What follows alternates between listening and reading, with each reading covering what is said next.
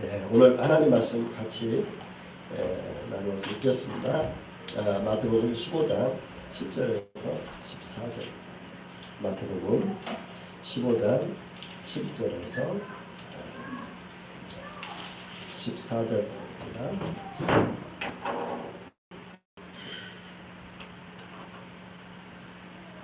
네, 7절 있습니다. 외식하는 자들아, 이사야가 너희에게 대하여 잘 예언하였도다. 일러스되 이 백성이 입술로는 나를 존경하되 마음은 내게서 멀도다.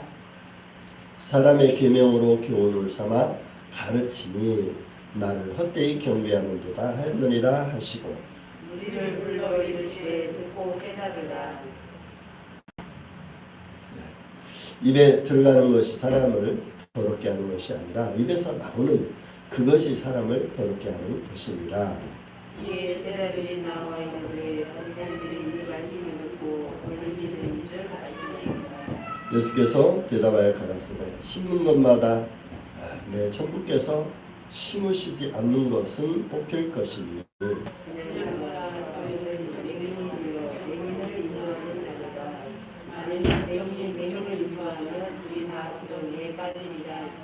아멘. 오늘 예수님께 상처받은 바리새인이라는 제목으로 나누겠습니다. 기도합니다. 하나님 감사합니다. 진리가 너희를 자유케 하리라 하셨으니 감사합니다. 진리를 믿고 진리를 받아들인 사람에게는 참된 자유가 있고 기쁨이 있고 또 하나님의 약속이 있지만 그 진리를 거부하고 진리를 믿지 않는 사람 안에는 참다운 자유가 없음을 보게 됩니다. 주님, 이 시간도 성령을 통해서 왜 바리새인들이 상처를 받고 또 상처받을 수밖에 없었는지, 그리고 왜 예수님께서 화 있을진저 바리새인들아, 서기관과 바리새인들아 하고 그들을 저주했는지 주님 이 시간 우리에게 가르쳐 주시고 좀 우리도 그 자리에 서지 않고 정말 하나님의 생명이 넘치고 은혜와 진리가 우리 가운데 아멘으로 화답되어져서 또 말씀 그대로 믿고 말씀대로 살아가는 겸비한 하나님의 사람들로 저희들을 세워 주시옵소서. 마칠 때까지 함께해 주옵소서. 예수님의 이름으로 기도했습니다. 아멘. 네, 오늘은 예수님께 상처받은 바리새인이라는 제목으로 은혜를 나눕니다. 예수님은 이 진리에 대해서 아주 단호하셨습니다. 진리가 타협될 수 없습니다. 진리는 영원히 진리고 누구에게나 어느 시대에나 진리는 변함이 없습니다. 그런데 이 진리를 믿고 받아들인 사람에게는 축복입니다. 생명입니다. 하나님의 은혜가 함께하죠. 그런데 오늘 바리새인처럼 이 진리를 받아들이지 않는 사람은 항상 뭐가 있느냐? 걸려서 넘어집니다.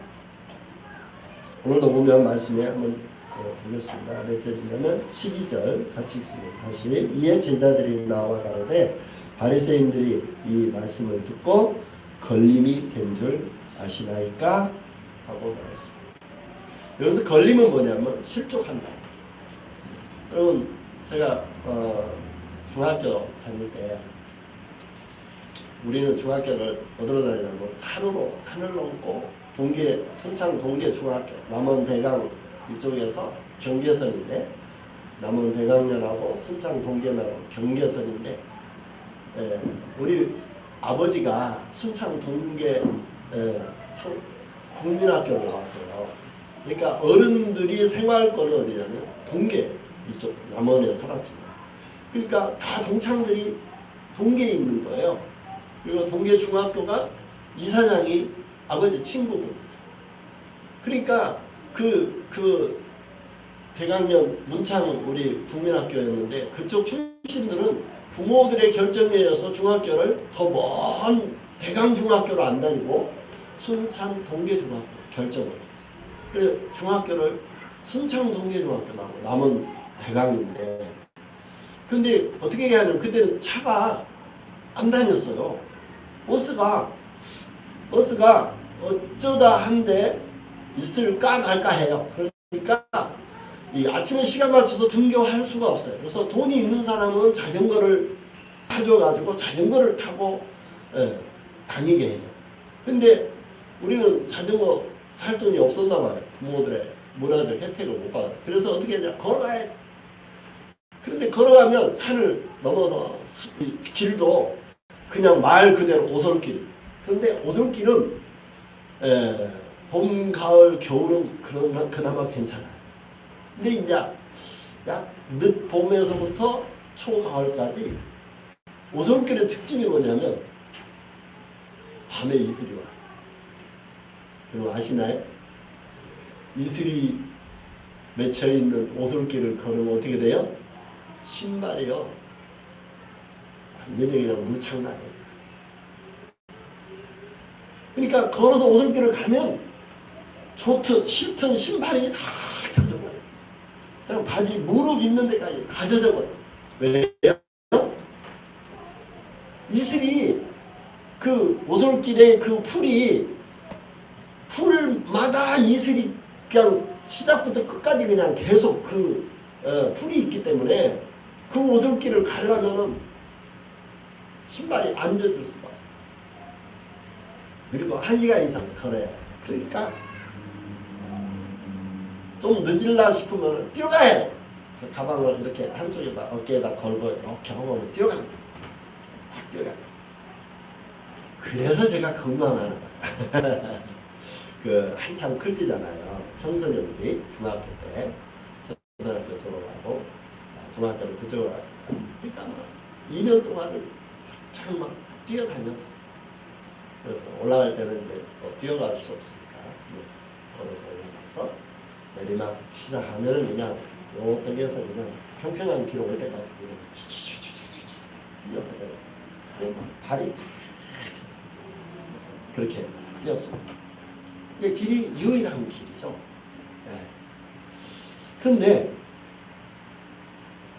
그 길에다가 풀이 있으면 묶어놓습니다. 왜 묶은지 아세요? 걸려서 넘어져라. 그래서 가서 이제 많이 묶어놔요. 그래갖고 한쪽에 쭉 돌아가는 데서 오나 막 봐요. 그래갖고 오면은 꼭 한 사람이 넘어져요. 이 여자들이 넘어지면 더 재밌더만. 그래가지고 막 묶고 그랬어요. 여러분 예수님이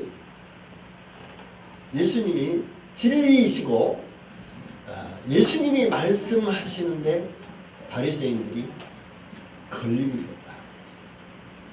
이 걸림은 다른 말로는 실족했다. 또 다른 용어로는 이 시골에 산 속에 산 짐승을 잡기 위해서 뭘 놓냐면은 덫을 놓습니다. 또 다른 표현으로는 덫에 걸렸다고. 그러니까 덫에 걸리면 어때요? 목매든지 그 발에 덫이 걸리면은 짐승이 도망갈 수 없어. 그래서 이 짐승이 걸리면 어떻게 돼요?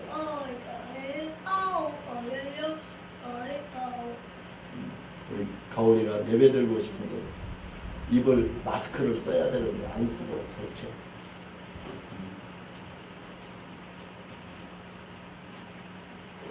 제가 오늘 한 가지 허기는 할 것 같은 생각. 두려움이라는 거예요. 둘째 애들이 좀 두려움이 없습니다. 그래서 직진이 재거나 눈치를 보는 게 없어요. 그래서 둘째 애들이 좀 그런 게 있습니다. 사랑을 많이 받아서 그런지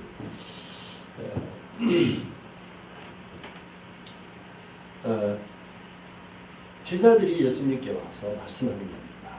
예수님, 바리새인들이 주님의 말씀에 걸림이 된 줄을 아십니까? 이렇게 묻습니다.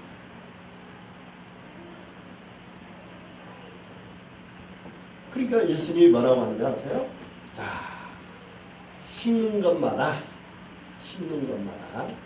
하나님이 심는 것이 있는데 하나님이 심지 않는 것, 다시 말하면 진리에 의해서 심어진 것들은 열매를 맺지만 진리가 아닌 것들을 심었을 때에 그것은 반드시 하나님이 뽑으신다. 그러니까 하나님께서 심지 않는 것은 하나님이 뽑으신다. 흔들어서 뽑으신다. 자, 그럼 이 진리가 아닌 것을 심는 자가 누구냐? 바로 바리새인들의 교훈, 서기관들의 교훈, 제사장들의 교훈. 당대 예수님 당시 주류로 백성들의 존경과 그리고 백성들의 영적 지도자들이 누구였느냐? 바리새인들이었어요. 예수님은 누굽니까?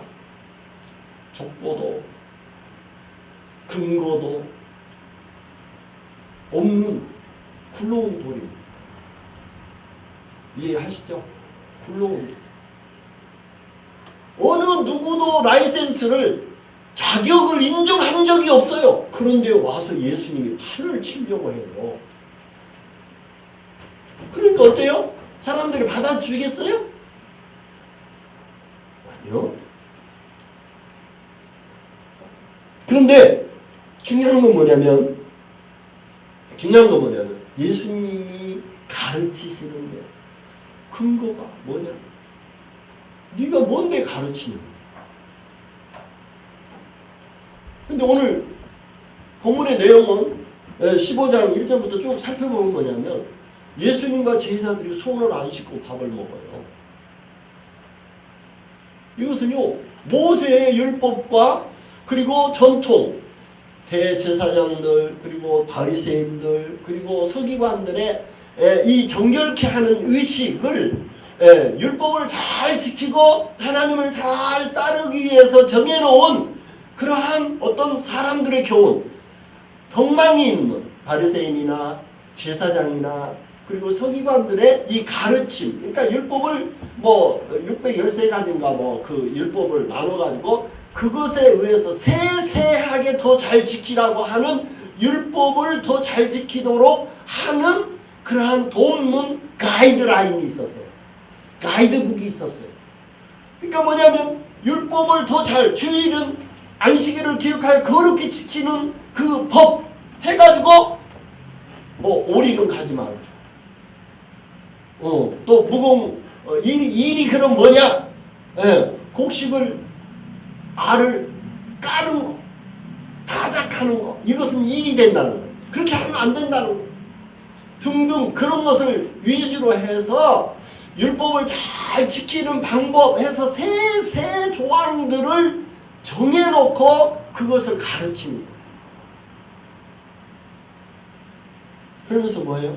손을 씻지 않고 먹는 것은 죄가 된다고 가르치는 거예요. 그러니까 뭐예요?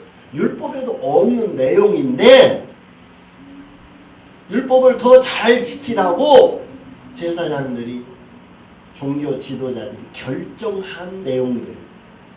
그래서 뭐예요? 당신의 제사들은 왜 손도 안 씻고 먹냐 이거. 근데 그게 어떻게 해서 그렇게 나온 거야? 너무 배고파. 안식일 날. 제자들은 이게 근거도 없으니까 어떤 의식주의 해결 방법이 없었어요. 그러니까 누가 주면 얻어먹지만 누가 안 주면 쩔쩔 굶는 거예요. 그러니까 길 가다가 보리밭에서 이삭을 따가지고 구워가지고 비벼가지고 먹는 거예요. 그걸 까갖고 후후 불어서 먹는 거예요. 그러니까 뭐예요? 먹는데 손을 안 씻고 먹었다 이거예요. 아니 우리 어렸을 때 보리타자 해먹었거든요. 보릿고개 넘어갈 때 진짜 배고팠어요. 봄에 이 보릿고개 넘길 때 봄에 이제 쑥이 나잖아요. 쑥이 나면 쑥을 캐다가 쑥부머니를 합니다. 쑥부머니는 이제 밀가루나 쌀가루를 구겨 먹고 나고. 근데 밀가루라도 좀 많이 넣어서 이렇게 쪄가지고 먹으면 좋겠는데, 아유 밀가루는 어쩌다 보이고 거의 다 쑥이네. 그러니까 이게 씹혀갖고 목구멍에 넘어가야지. 여러분 그런 보릿고개를 보냈습니다. 그러니까 지금 젊은 사람들은 뭔 얘기인가. 아니 라면 끓여 먹지 그러잖아요. 이런 젊은 사람들. 아니 라면 끓여 먹지 왜 뭐 이상한 얘기를 하냐고 그래요. 라면이 어디 있어요. 라면은요 손님이 와야 라면 끓여주죠. 네. 손님이 와야 라면. 그 정도로 그 보릿고개 흉년이 아주 견디기 힘들었어요. 제자들이 손을 안 씻고, 그러니까 뭐요? 구워서 비벼서 먹는데 손도 안 씻고 먹었다 이거예요. 그러면서 어떻게 모세의 율법을 지키지 않을 수가 있느냐 이렇게 정죄를 당합니다. 예수님이 나중에 쭉 이야기하는 내용이 뭐냐면 입으로 들어가는 것이 들어온 게 아니라 입에서 나오는 것이 들었다. 몸에서 나오는 것이 들었다. 침이나 말도 어때요? 욕설이나 사람을 죽이는 말이나 부정적인 말이나 감사치 아니하고 어떤 똑같은 상황에서도 말을 뒤집어서 하는 것, 어긋장나게 말하는 것, 관계를 정상화시키고 화평하게 하는 말이 아니라 꼭 뭐가 이렇게 걸린 말 있잖아요. 그러니까 뭐예요? 상대를 배려하고 상대 입장에서 생각하고 말을 해야 되는데 내 입장에서만, 그러니까 상대의 배려나 상대의 편에서의 어떤 사고나 배려 이런 것이 전혀 없이 말하는 거, 이런 것들이 뭐예요? 사람의 입에서 나오는 것이 더럽게 한다. 심지어는 죄를 쏟아. 심지어는 그 말로 사람을 죽인다. 그러니까 말에 뭐가 있냐면 가시가 있고 독이 있어요. 그리고 사람을 칼로 찌르는 것 같이 마음을 아프게 하는 상처 주는 말이 나올 수 있어요. 무엇이? 입에서 나오는 것이. 그리고 몸에서 나오는 것이. 여러분 더우면 어때요? 땀이 모아지면요 참 희한해요. 젊을 때는 좀 냄새가 덜 나는데요. 나이 들면 할아버지 냄새가 납니다. 저도 할아버지예요. 그래서 이제 자주 씻으려고 하는데 또 할아버지 때 되면 또 씻는 것이 또 귀찮으십니다.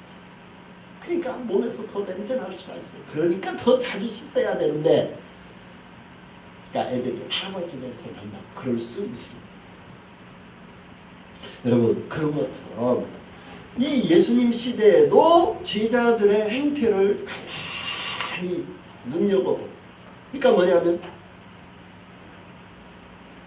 예수님과 제자들의 가르침과 그대로 사는지 본인 지켜보는, 그리고 뭔가 트집잡을 것이 있는가, 흠이 있는가, 뭔가 잘못된 것이 있는가, 모세 율법에 거스리는 것이 있는가, 지금 이렇게 살펴보는 거예요. 그러면서 말합니다. 예수님이 말씀하십니다. 바리새인들을 향하여 말씀하십니다. 이사야 말씀을, 예언의 말씀을 인용하면서 말씀합니다. 예시가는 자들아, 이사야가 너에게 대하여 잘 예언하였다. 일렀을 때 이 백성의 입술로는 나를 존경하나 마음은 내게서 멀다. 사람의 계명으로 교훈을 삼아 가르치니 나를 헛되이 경미하노라 하였다. 이건 이사야의 예언의 말씀입니다. 그러니까 이사야 시대도 그랬고 예수님 시대에도 그렇고 어느 시대에나 이런 사람이 있을 수 있다는 얘기입니다. 무슨 얘기입니까? 말은 청산유수야. 그런데 뭐예요? 마음이, 실제가 하나님과 멀잖아. 그러니까 입술은 나를 존경하나, 그러니까 모세의 계명, 모세의 가르침을 설교 잘해요. 잘 가르쳐요. 그런데 하나님을 경외하는 게 없어요. 하나님과는 마음이 없어요. 다시 말하면 무슨 얘기냐면 모세를 통해서 그리고 선지자들을 통해서 예언되어졌던 예수가 그리스도가 온다고 했는데 오신 예수를 못 알아봐요. 지금 예수가 누구인지를 모르는 거예요, 바리새인들은. 그러니까 선지자들이 예언한 그리스도, 하나님의 기름 부은 메시아가 오기로 했는데 메시아 사상, 메시아를 사모하는 마음이 아주 대대로 아주 극심했어요. 아주 극진했어요. 정말 메시아가 빨리 오기를 바랬어요. 그런데 메시아가 그들 앞에 있는데 메시아는 놓치고 메시아는 몰라보고 누가? 자기들만 기득권, 자기들만 존경을 받고 자기들의 가르침과 자기들의 라이센스만 계속 적용되기를 바라. 그러니까 모든 백성들의 스포트라이트를 누가 받아야 되느냐? 바리새인들이 받아야 돼. 그래서 뭐라고 말하냐면 모세의 자리에 앉았다고 했어요. 모세는 뭐예요? 하나님께서 메시지를 전달해 준 유일한 통로가 모세였어요. 그래서 모세의 말은 곧 하나님의 말이었어요. 그래서 모세를 어느 정도 존경했냐면 그를 똑바로 쳐다볼 수 없어서 수건으로 가렸다고 했어요. 왜? 너무 하나님과 독대하고 내려온 모세가 그 얼굴 광채가 마치 해를 쳐다보는 거죠. 하나님의 임재가 함께 하시니까 모세를 똑바로 쳐다볼 수가 없어요. 왜? 눈이 멀어버릴 정도로 환했어요. 하나님의 영광이 그 위에 머물러 있어가지고 모세를 차마 쳐다볼 수 없어요. 그래서 전부 다 수건을 쓰고 옷을 뒤집어 쓰고 이렇게 천을 뒤집어 쓰고 모세 앞에 엎드렸다. 지금 그 자리에 누가 있어요? 바리새인이 있었던 거예요. 그러니까 백성들의 존중과 백성들의 신임과 백성들의 인사받는 거. 그러니까 어느 지역에 어디 가나 무슨 행사가 있든지 상석에는 누가 앉느냐? 바리새인들이 앉았어요. 그러니 누구가 가장 존경받아야 돼요? 바리새인들. 그런데 예수가 나타나더니 보자 하니까 이게 가관이야. 손도 안 씻지? 그 들어보니까 굴러온 돌이 박힌 돌을 빼내네. 그러니까 괘씸죄 거는 거예요. 예수님이 괘씸죄. 그래서 하는 짓마다 미운 거예요. 그런데 예수님은 들어보니까 뭐라 그래요? 하나님이 심지 않는 것은 하나님이 뽑을 것이라.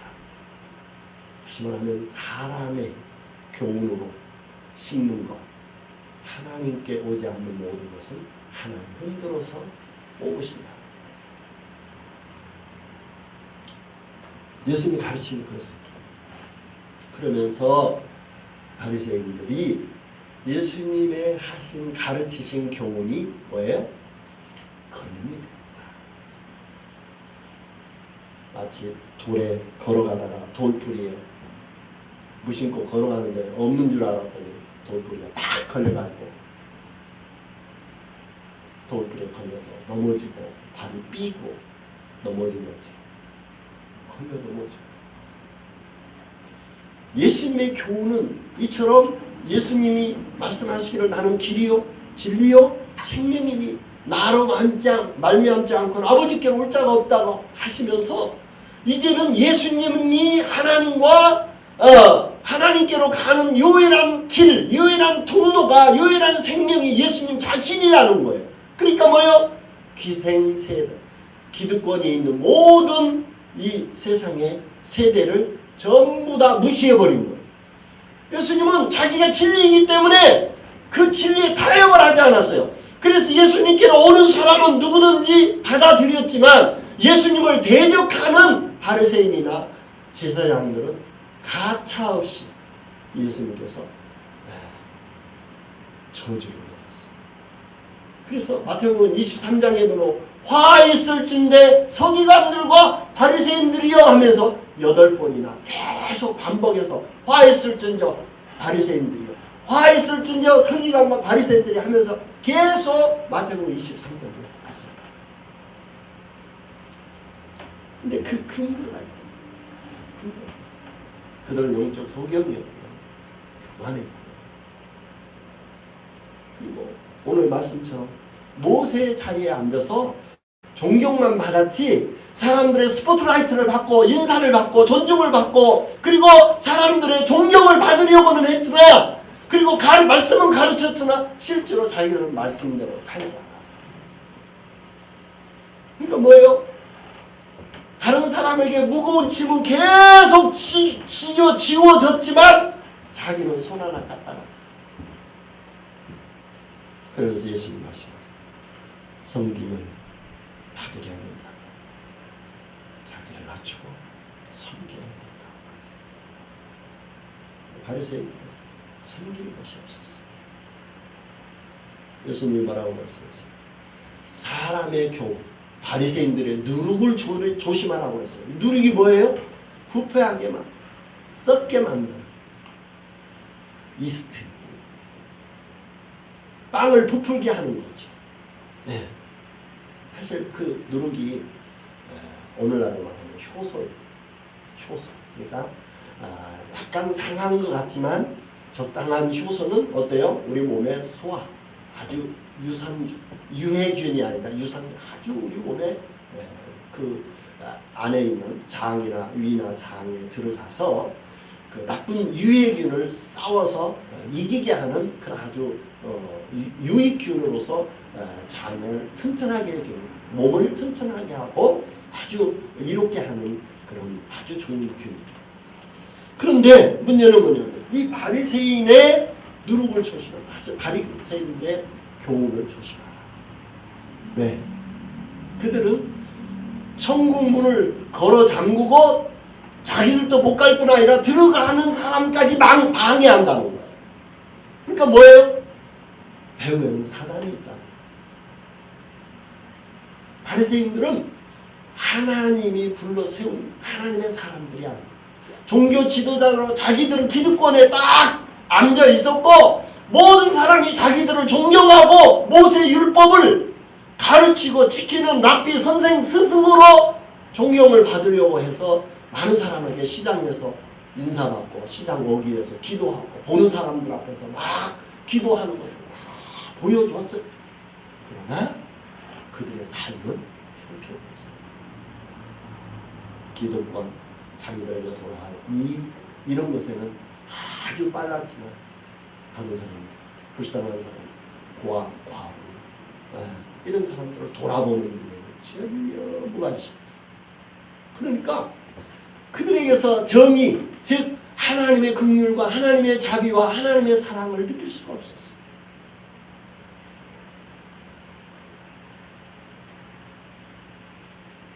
그래서 예수님은 바리새인들을 정죄했습니다. 그리고 그 심판을 피할 길이 없다고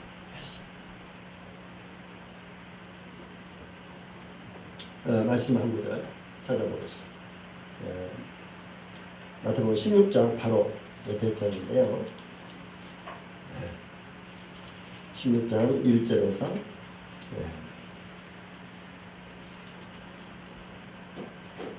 6절까지 같이 있습니다. 시작. 바리새인들과 사두개인들이 예수를 시험하여 하늘로서 오는 표적 보이기를 청하니 예수께서 가라사대 너희가 저녁에 하늘이 붉으면 날이 좋겠다 하고 아침에 하늘이 붉고 흐리면 오늘은 날이 굳겠다 하리니 너희가 천기는 분별할 줄 알면서 시대의 표적은 분별할 수 없느냐. 악하고 엄란한 세대가 표적을 구하나 요나의 표적밖에는 보여줄 표적이 없느니라 하시고 저희를 떠나시다. 제자들이 건너편으로 가실 때 떡 가져가기를 잊었더니 예수께서 이르시되 삼가 바리새인과 사두개인의 누룩을 주의하라 하신대라고 말씀했습니다. 자, 표적을 말하는데, 그러니까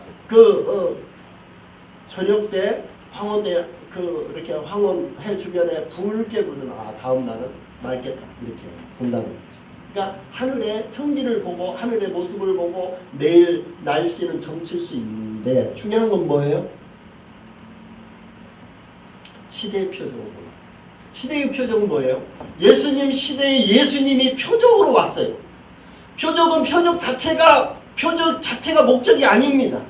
그 표적을 보고 하나님의 목적, 하나님의 의도, 하나님의 뜻을 알리시려고 오신 것. 예수님이 사람의 모습으로, 인간의 모습으로 오셨지만 하나님의 아들이십니다. 그리고 왜 하나님의 아들이 왜 오셨어요?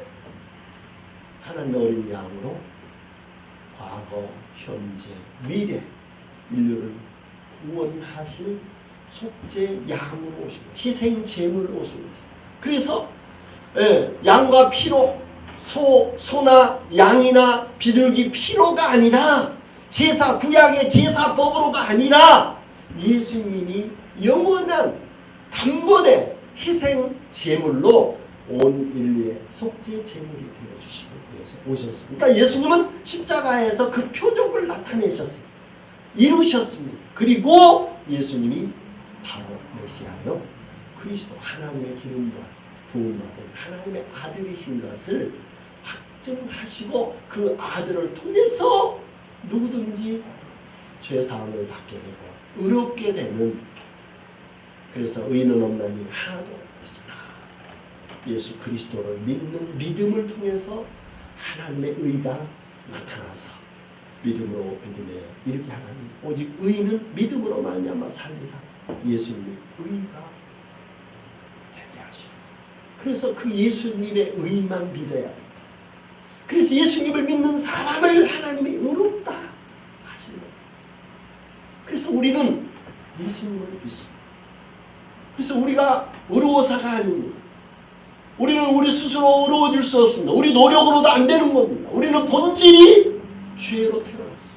그런데 예수님이 하나님의 아들로 오셨고 십자가에 죽으시고 바로 내 죄를 용서해 주시기 위한 하나님의 희생 속죄 제물, 하나님의 어린 양으로 오셨고 십자가에서 죽으시고 온 인류와 그리고 내 죄를 대속하셨습니다. 그래서 소나 양의 피로 아니다, 하나님의 어린 양의 피로 영원히 단번에 우리의 죄를 용서하시고 속죄하시고 그것을 그 예수를 믿는 믿음을 의로 여기시고 의로 봐주시고 우리를 자녀 삼아주신 것입니다. 할렐루야. 이것을 믿는 사람은 하나님의 의로운 백성으로 삼아주신 것입니다. 이게 양자된 것처럼 자식이 아닌데 자녀로 입적을 시켜서 양자를 시켜준 것처럼 우리를 하나님의 양자 아들로 삼아주신 거예요. 예수님이 하나님의 아들로 오셨는데 그 예수를 믿는 사람은 하나님의 아들, 딸이 되게 하는 특권을 주신 거예요. 그래서 영접하는 자, 곧 그 이름을 믿는 자들은 하나님의 자녀가 되는 권세를 주셨어요. 이게 하나님이 정하신 믿음으로 영접하는 자에게 주신 특권이며 축복입니다. 아멘. 그래서 그 예수님을 믿는 사람. 그런데 예수님은 뭐예요? 요나의 표적이 되십니다. 요나의 표적은 뭐예요? 3일 만에 요나 뱃속에서 요나가 나와서, 그 물고기 뱃속에서 나왔어요. 그러니까 예수님이 3일 만에 부활하신 것을 그림자로 예언의 당시 요나가 그렇게 큰 물고기 속에서 3일 만에 요나 선지자가 나와서 니느웨에게 복음을 40일 후에 너희들을 망하니 멸망시키리라는 하나님의 메시지를 전했어요. 그랬던 것처럼 요나의 표적은 예수님이 사흘 후에 십자가에 죽은 뒤에 사흘 만에 다시 부활하심으로 하나님의 아들인 것을 표적으로 보여주시는 거예요. 그래서 예수님은 부활하셨어요. 아멘. 그래서 3일 만에 부활하셔서 사망 권세를 깨뜨리시고 사망을 이기신 유일하신 분. 죽었는데 살아난 거예요. 죽음을 초월하고 뛰어넘는 유일한 분이십니다. 예수님. 그래서 예수님은 요나의 표적, 다시 말하면 요나처럼 3일 만에 부활하셨다는 거예요. 구약의 요나 선지자의 그 물고기 뱃속에서 3일 만에 나와서 그 니느웨의 복음을 다시 전한 요나처럼 예수님이 3일 만에 부활하실 것에 대한 표적을, 요나의 표적은 미리 예언하시고 나중에 십자가 죽으신 뒤에 3일 만에 예수님이 부활하신 요나의 표적은 나중에 예수님이 부활하신 것을 안, 부활의 소식을 들은 이후에 예수님이 요나처럼 3일 만에 십자가에 죽고 3일 만에 다시 살아나신 것을, 하나님이 그를 살리신 것을 소문을 듣고 나서, 아니면 예수님의 부활을 목격하고 난 제자들, 사람들이 보고 예수님이 바로 표적으로 하나님의 아들이시구나 하는 것을 보여주신 것입니다. 이처럼 바리새인들은 그들의 가르침이 오히려 사람의 교훈으로서 사람을 병들게 하고 죽게 하고 천국의 문까지 닫으면서 들어가는 사람들까지 못 가게 가로막는 사단의 합작이 되었어요. 백성의 지도자들이고 종교 지도자들이며 백성들 앞에 존경을 받고 백성들을 가르치는 납비라 칭함을 받고 존경을 받았지만, 그들을 따르는 사람들은 예수님께로 가는 것을 막았습니다. 그러니 어떻게 돼요? 예수님의 심판을 피할 길이 없는 거죠. 그래서 예수님이 하는 말씀마다 걸림이 되었어요. 실족하는 거예요. 지만하면 믿음으로 아멘 할 수 있는 마음이 없어요. 왜요? 기득권 때문에 그랬어요. 라이센스 때문에 그랬어요. 백성들 앞에 종교 지도자라는 이 자격증이, 그들은 예수님을 믿지 못했고 예수님을 막았고 예수님을 반대했고 예수님 믿는 사람들까지 방해하는 핍박자로 살아가는 거예요. 그래서 오늘날까지도 유대인들은 예수님을 믿지 않습니다. 거의 대부분의 유대인들, 일부 유대인들, 특히 미국에 있는 유대인들 많이 예수님을 믿습니다. 지금 바이든 최측 큰 국무장관, 그 사람도 유대인. 지금 바이든 정부의 요직에 있는 유대인들이 아주 많습니다. 네.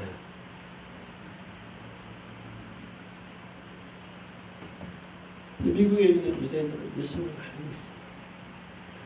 그런데 진도 이스라엘은 공식적으로 교회가 드러나는 타국에, 우리나라나 타국에 있는 선교사들이 공식적으로 교회를 세우면 그냥 폭파시켜요. 색출하는 마치 친일파 잡아내듯이, 독립군 잡아내듯이, 간첩 잡아내듯이 전혀 불법으로 복음을 전하지 못합니다. 공식적으로 그렇습니다. 지금도 이스라엘에서는 공식적인 복음 전도, 성경을 전하고 가르치도록 금지되어 있습니다. 못합니다. 왜 그래요? 유대인들의 DNA, 뿌리 속에는 예수님을 배척하는, 예수님을 거부하는 피가 채워져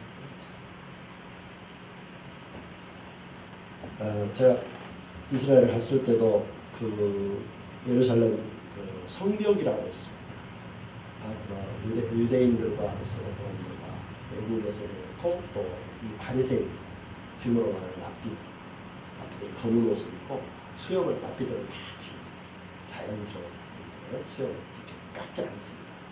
삼성같이 머리털을 안 깎았어요.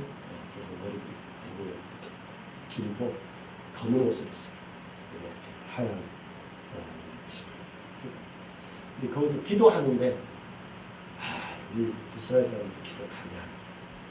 뜨겁던 어쩌던 아침부터 저녁까지 그 성경 통곡의 벽이라고 벽을 쓰니까 그냥 통곡의 벽에 있는 게 아니라 이렇게 축축도로 된 예루살렘 성벽이에요. 그러니까 솔로몬 성전 그 벽입니다.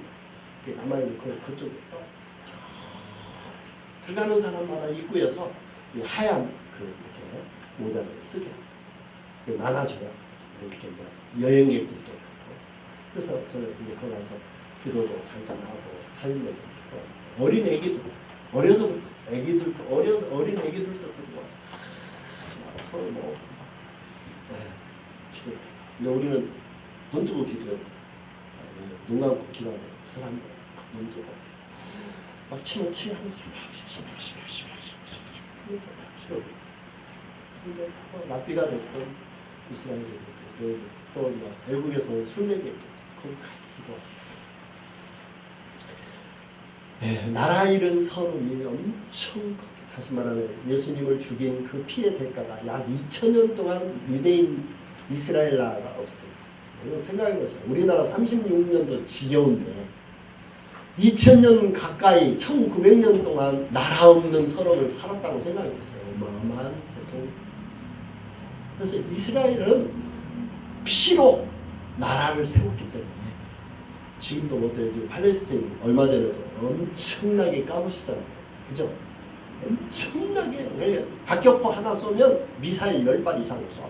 그러니까 10배가 아니라 100배, 1000배, 10,000배씩 보복을 해버려요. 이스라엘 잘못 건들렸다 하면 그냥 아주 막 요절나는 거예요. 쑥대밭이다. 근데 지금도 그게 착히고 이스라엘을 잘못 건들면 어느 누가 됐든지 아주 그냥 요절을 내는 거예요. 얼마 전에도 이란의 아바다에서 일어난 가장 큰 군함이 불타가지고 결국 침몰했더라고요. 그게 다 이스라엘 아사드가 이스라엘 비밀 조직이 공격을 해서 이렇게 지금 이란뿐이 아니라 그 이스라엘을 대적하는 뭐 시리아, 레바논이나 뭐 어느 나라가 됐든 뭐 소련에서 뭐 레이나나 뭐 무기 갖다가 이렇게 탐지하고 어쩌잖아요. 그러면 그냥 가서 파괴를 해요. 틈을 안 줘요. 근데 그런 것은 뭐 철칙 앞으로도 계속 그럴 겁니다. 이스라엘. 언제 보복을 하고 언제 침투해서 그들의 어떤 주요 기지들을 파괴할지. 근데 뭐 머뭇거림이 없어. 이스라엘에 해를 가할 무기가 발견된다. 무조건 가서 아주 모자를. 왜냐하면 세계 최대 미국과 유대인들의 후원을 받고 있기 때문에 이스라엘의 무기는 굉장한, 물론 우리나라하고는 게임이 안 되지만 우리나라가 훨씬 강력하지만 이스라엘의 그런 국방 정책은 아주 치밀하고 굉장히 강력합니다. 어쨌든 예수님을 그렇게 배척했던 이 바리새인과 유대인들은 처럼 바리새인들의 누룩 그리고 잘못된 교훈, 이 누룩은 잘못된 가르침, 교훈이 잘못된 바리새인들의 누룩을 주시고 그들의 교훈을 주시고, 그러니까 그들에게는 생명은 없어요. 그러니까 그들이 가르치는 말, 율법은 믿으라. 그런데 그들의 행위는 본받지 마. 이건 뭐냐면 언행일치가 안 된 거예요. 바리새인들은 언행일치가 안 돼요. 우리의 신앙도 언행일치가 안 되면 꽝입니다. 다시 말하면 믿는 대로 살아야 되고 또 그렇게 살면서 어떻게 해야 돼요? 포도나무 열매가 있듯이 많은 열매를 맺어요. 그러니까 주님이 우리를 통해서 말씀하신 대로 아멘 할 뿐 아니라 그대로 순종하며 살고자 하는 중심에서부터. 그러니까 여기서도 입술로는 나를 존경하나 마음은 멀도다. 이게 뭐예요? 본질이 없다. 중심이 잘못됐다. 그들의 중심은 뭐예요? 자기들이 존경받고 자기들이 대접받고 자기들이 섬김을 받아야만 된다. 그러니까 아주 예수님과 저는 반대죠. 예수님을 가르쳐. 그래서 하나님의 나라에서 높은 자, 큰 자는 섬기는 자다. 섬기는 자가 돼야 돼. 자기를 낮춰야 돼. 근데 뭐예요? 높아지고 대접받고 상속하고 가르쳐야만 되고 누구도 그들을 가르쳐서는 안 된다고. 예수님? 네가 누구냐? 당신이 누군데 가르치냐고. 당신은 어디서 왔냐는 거야. 근본도 라이센스도 없는데 이미 기득권은 자기들이 다 차지했는데 감히 우리들을 가르치려고요? 네, 무시하고 꺼지라는 거예요. 그래서 바리새인들은 예수님을 배척했어요. 그래서 예수님과 함께하는 사람들처럼 그들도 핍박했어요. 믿지 못하게 했어요. 전하지 못하게 했어요. 감옥에 가두었어요. 자기들 권력을 이용해서 감옥에 가두고 전하지 못하게 했어요. 그러나 어때요? 나는 내가 보고 들은 것을 말하지 아니할 수 없다 하면서 진리이신 예수님을 보고 예수님을 통해서 받은 그 진리를 믿었을 뿐 아니라 목숨 걸고 진리를 외치고 선포하고 지켰죠. 이것이 새 시대입니다. 다시 말하면 예수님의 개혁시대. 예수님을 통해서 하나님의 생명이 흘러갔는데 바리새인들은 그런 하나님의 계획도 목적도 몰랐습니다. 하나님의 형용도 보지 못했고 또 연복음에 보면은 요한복음 5장 39절 한 절만 읽고 마치겠습니다. 요한복음 5장 39절 39절입니다. 너희가 성경에서 영생을 얻는 줄 생각하고 성경을 상고하거나 이 성경이 곧 내게 대해서 증거하는 것이다. 그러나 너희가 영생을 얻기에 내게 오기를 원치 아니하노도다. 네. 그들 안에는 하나님을 사랑하는 것이 없었어요. 마음은 멀다 그랬어요. 입술은 나를 존경하나 마음은 내게서 멀다. 그러니까 뭐예요? 하나님 사랑이 없었어요. 그러니까 하나님 사랑이 중요한 게 아니라 자기들의 기득권과 자기들의 라이센스, 자기들의 위치, 자기들이 백성들의 정치, 경제, 종교의 중심이 인물이 돼야 돼요. 스포트라이트를 자기들이 받아야지 그 누구도 허락지 않았습니다. 이게 뭐냐면 라이센스, 자격이에요. 너는 무슨 자격으로 와서 선포하냐? 메시지를 전하냐? 넌 어디서 굴러온 떡이냐? 돌이냐? 하면서 뽑아낸 거예요. 그러니까 뭐예요? 하나님은, 예수님은 하나님이 심지 않는 것은 뽑을 것이다. 하나님이 뽑을 것이다. 그랬어요. 그래서 이게 율법주의와 예수님과 이 쌍벽을 이뤘습니다. 이것이 계속 오래, 지금도 그렇습니다. 율법주의는 의식과 종교, 행위입니다. 그래서 의식을 하고 그리고 예배드리고 뭐 기도하고 뭐 여러 가지 뭐 11조하고 또 예배드리고 뭐 등등 수많은 어떤 의식은 본질을 담기 위한 수단입니다. 그 의식 자체가 목적이 되어서는 안 됩니다. 목적은 예수님이며 하나님, 생명이신 그분이 내 목적이 돼요. 그래서 그분은 인격체이십니다. 그래서 살아계신 하나님 그분을 사랑하고 하나님의 말씀대로 믿고 아멘하고 그 말씀대로 살아가는 것이 생명입니다. 이것이 참다운 하나님의 백성들의 새로운 삶입니다. 그런데 그들 안에는 뭐가 없어요? 생명도 없고 진리도 없고 뭐만 있어요? 행위만 있어요. 의식만 있어요. 그러니까 생명으로 본질은 빠지고 껍데기만 있는 거예요. 모양만 있는 거예요. 그러면 주님 없는 종교에 지나지 않습니다. 형태가 여러 가지일 수 있어요. 그런데 주님이 빠지면 예수님의 생명, 하나님의 실제가 우리 안에 없으면 그분을 인식하고 그분을 찾고 그분의 뜻에 따라 그분의 목적에 따라 살아가요. 그래서 죄가 뭐예요? 불법과 그리고 자기중심성과 그리고 하나님의 목적에서 벗어나는 것이 죄죠. 아주 중요한 3요소입니다. 불법은 물론 율법이나 헌법이나 또는 이 관계법도 같이 들어가요. 우리는 율법은 눈에 보이는 헌법은 존중하면서 이 관계법은 하지만 용서 한번 내 마음에 들지 않으면 용서하지 않습니다. 끝까지 가요. 주님은 서로 사랑하라. 서로 사랑해. 내 기분이 나쁜데 왜 어떻게 사랑해? 내 마음에 안 드는데 어떻게 사랑해? 이렇게 나오는 거예요. 그러니까 뭐예요? 사랑하는 진리는 더 이상 내게 진리될 수 없어요. 하나님 그분은 무시되고 뭐예요? 내 감정에만 죽으셔. 그러니까 관계법. 하나님이 서로 사랑하라. 이것이 진리인데 서로 사랑해. 내가 좋아야 사랑하지. 내 마음에 들어야 사랑하지. 내가 감정이 괜찮아야 사랑하지. 내 감정이 상해버렸는데 내가 어떻게 사랑해? 하면서 자기 중심 속으로 돌아가버려.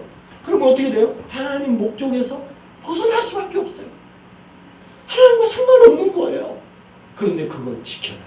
그러니 얼마나 이 불법이 죄이겠습니까? 그러니까 하나님 심판을 벗어날 길이 없는 거죠. 그래서 불법과 자기중심성과 하나님 목적에서 벗어나는 것은 아주 무서운 죄입니다.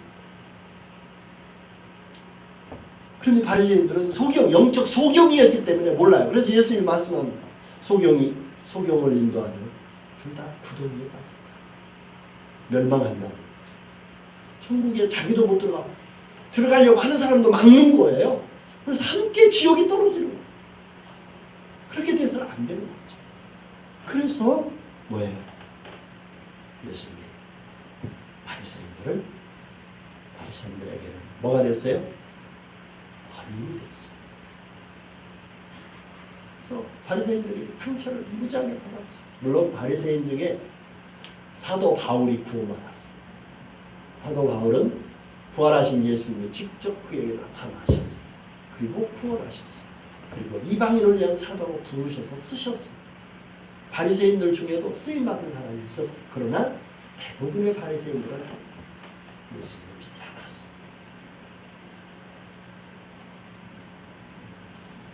자, 오늘 말씀을 정리합니다.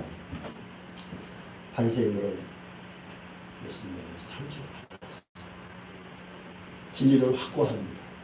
진리를 받아들이면 예수님의 제자가 될 수 있지만 자기들의 기득권, 자기 중심성에 매여있던 사람들 예수님을 거부했어요.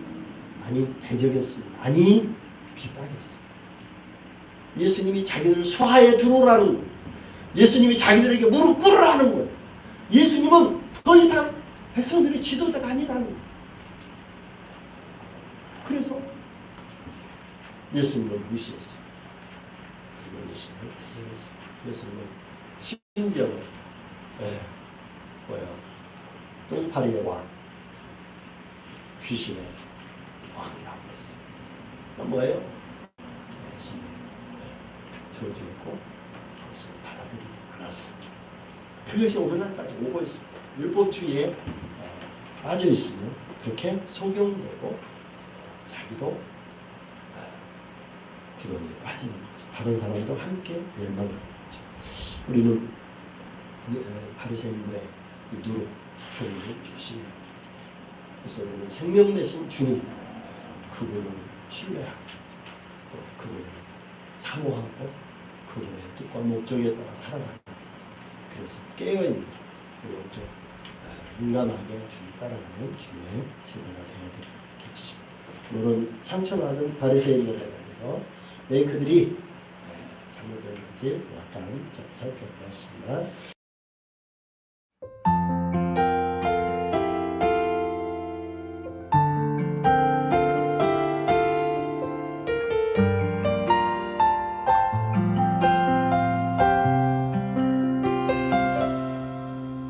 환난 가난과 고난 수고로움 속에도 성도는 그 믿음을 지켰네. 주를 섬기는 일에 자신을 다 드리며 진리의 말씀과 성령으로 그 길을 걸었네. 환난 가난과 고난 수고로움 속에도 성도는 그 믿음을 지켰네. 주를 섬기는 일에 신을 나누며 진리의 말씀과 성령으로 그 길을 걸었네. 그리스도 안에서 새롭게 하시고 그리스도로 인하여 자유게 되었네.